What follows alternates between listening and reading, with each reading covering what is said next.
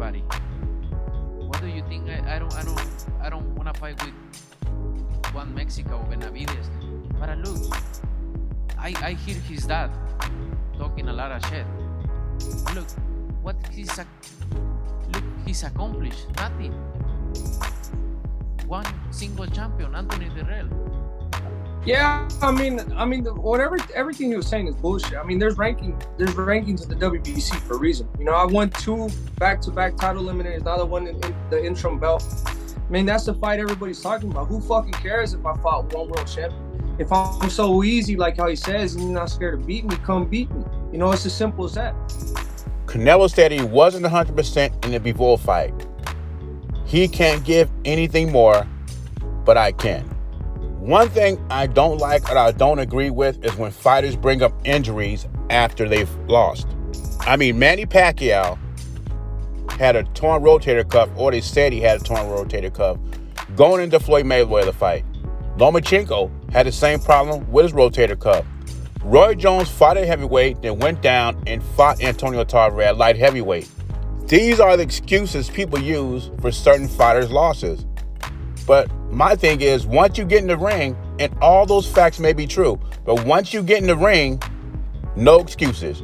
Even though those fighters had those injuries, they thought they were good enough to get in the ring and win the fight, and it didn't happen. I am not going to take credit away from the fighter who won the fight. Now back to what people are saying, that Canelo should take Benavidez as a tune-up. Now we all know David Benavidez is not a tune-up.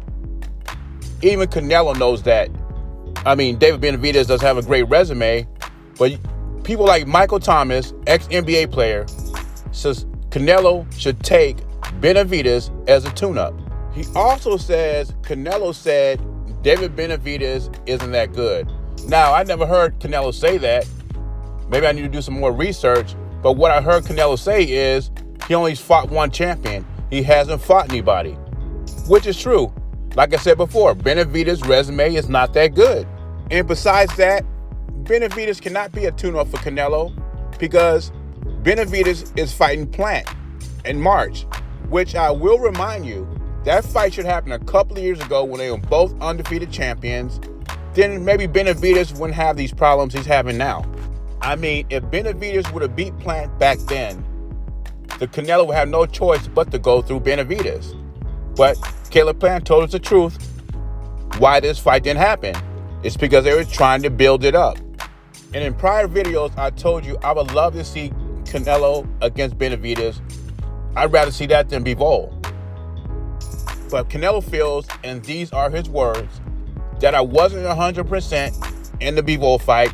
I feel I could do more. I want to see what I could do in the rematch. This is a very risky fight for Canelo. He's going to be a huge underdog in this fight. And people are still trying to dog him out. But yet, we're going to praise somebody like the boxing ghost of the past. Jermall Charlo is coming back in February. And Charlo's last fight was June 2021. He says he's coming back February 2023. I guarantee when this guy comes back, it will not be a good opponent he's facing. They want Canelo to face Benavidez as a tune-up, yet they let Jermall Charlo bring up guys from 154, and that's his tune-up. Sounds like a double standard to me.